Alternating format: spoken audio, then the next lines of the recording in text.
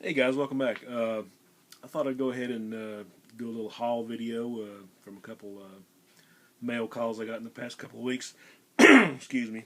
Hopefully, try not to make it run too long. Uh, it's just some stuff, I get in the mood. I want to look around on eBay and see if there's anything I might be interested in. And this one had a couple bucks I was interested in, and this was all in one lot.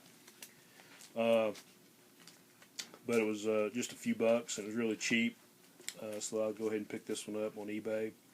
Uh, this is all pretty much Bronze Age. I think there's maybe one Silver Age book in here, but it's all Marvel.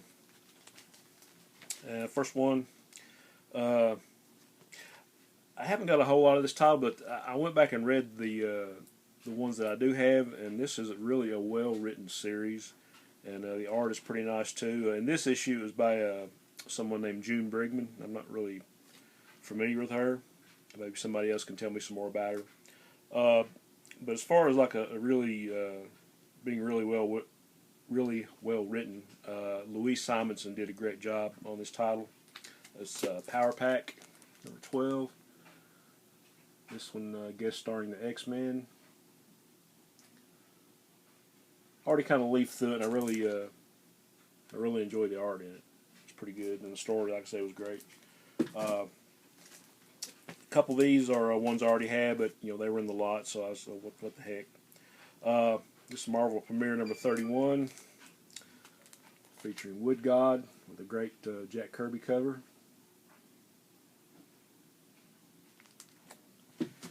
And another one I think now I probably have like 3 or 4 copies of, but you can't beat Howard the Duck. So it's Howard the Duck number 2, the great Frank Bruner cover, against the awesome malevolence of the Space Turnip. Okay, here's some reprint titles, and I don't know if I guess you call me an advocate of reprint books, because a lot of the stuff gets reprinted over and over and over, and there's some stuff that doesn't. But for those of you that can't afford, like me, like a lot of the Masterworks editions, or some of the other, or the originals, or the other stuff, these are really good to catch up on some classic Silver Age. There's actually 2 issues of this one. This one's basically a reader copy because it's been chewed. But Marvel Double feature number 1, Captain America and Iron Man. Like I say, it's a what you would put in the serious reading copy column, but a great Jack Kirby cover. And this one's not in beautiful shape. It's probably like a VG fine or something, but it's better shape. Another copy of number 1. I almost will never pass up a 20-cent cover if it's a good deal. So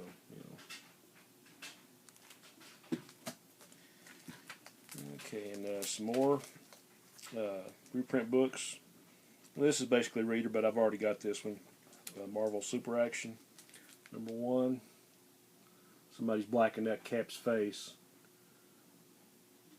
but I already had this one. So, but I didn't have number 2 and number 3.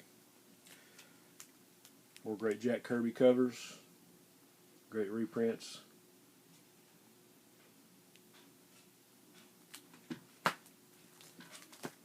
Number 3.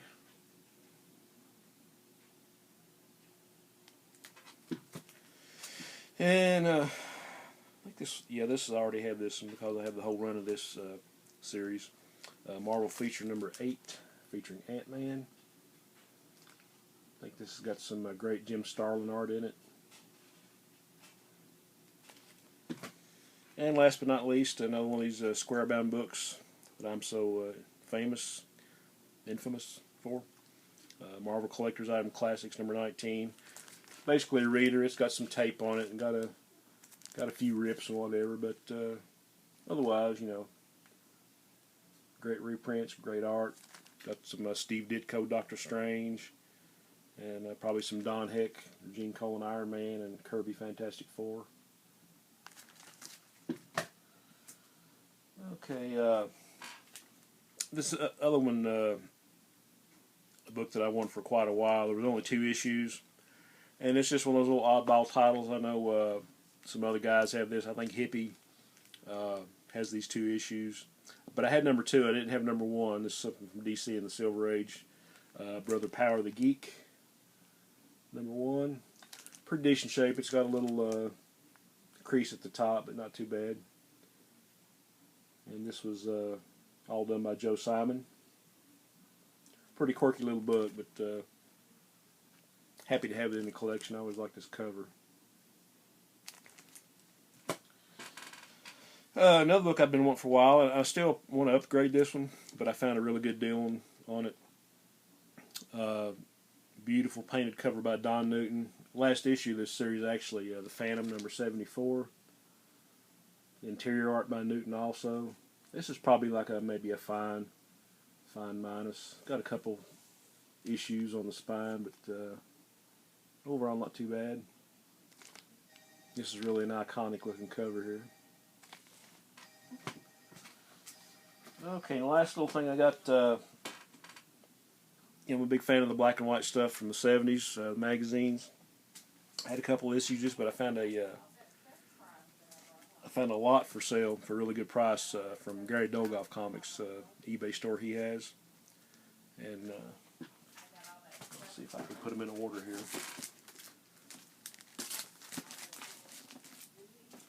I think the only issue I had was the first one, but I got all 8 issues. It was the black and white magazine of Man of Bronze, Doc Savage. And I think this first cover was painted by a guy named Roger Castell, and I think the other 7 were painted by Ken Barr, which, if you look at a lot of the black and white magazines from the 70s, Ken Barr did a whole lot of work, just beautiful, beautiful painted covers. But here you have the Ron Ely version of Doc Savage, and if any of you are old enough to remember that movie or saw it in rerun, it's a pretty little flick. It's seriously campy, but I for one, as a kid, I was really kind of thrilled when I first got to see it. I think it came out like '75, maybe. I think this is probably the year that this magazine came out. It's a really cool cover there. Issue number 2, like I say, all these 2 through 7 are all painted by Ken Barr. And this is basically a who's who of great writers and artists from the 60s and 70s. I mean, I think Doug Minch did most of the scripts, but you got Marv Wolfman and Chris Claremont did some stuff. And as far as the art, you got John Buscema, Tony Zuniga, John Romita, Rico Rival, Marie Severin. I think Val Merrick, another underrated artist. Tom Sutton, one of my favorites. Ernie Chan, Bob Layton, and I think Dick Giordano did some art in these too.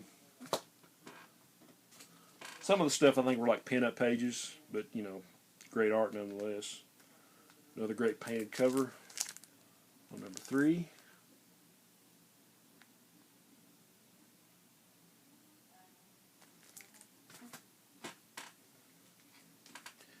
Number 4. This is probably the worst one of the lot. It's got a few creases on the spine, but the rest of them are really high grade.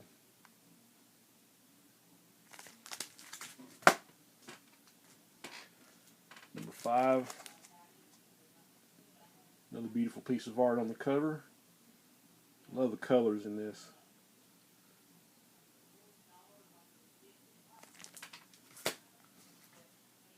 Number 6.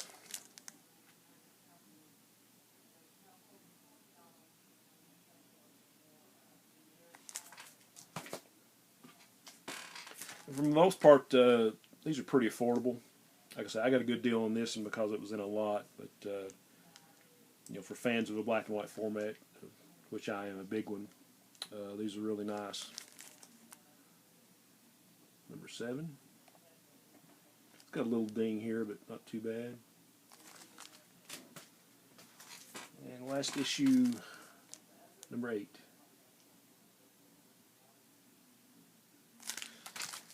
Okay, guys, that's all I got right now. One thing I did want to mention, for those of you that are aware, Comic Crack is doing a YouTube comic community value stamp project, art project. which I'm proud to be a part of. And I've already seen some great pieces by LaRasa and Tony, Nick, Damien, Scott. I know there's some more I haven't got to watch yet, but just some great pieces of art and great characters. And I think in a couple weeks I get to do my reveal on my stamp. But anyway, for those of you that are fans of the old Marvel Value Stamp booklet and know what I'm talking about on that one, and even if you're not, I mean, just it's just a great thing to just check out the talent of some of these people that are on there, and just some great talent, beautiful pieces of art, great imagination put in a lot of these. So I'm proud to be a part of that. So for those of you that haven't checked that out, go check out Comic Cracks channel and check out these other vids. Like I say, I'm proud to be a part of it. Thanks, Terrence, once again. Like I say, in a couple weeks I'll be showing my reveal, but I just wanted to mention that for maybe some of you that weren't aware of it. But anyway, thanks for sticking around, guys. And as always, onward and upward.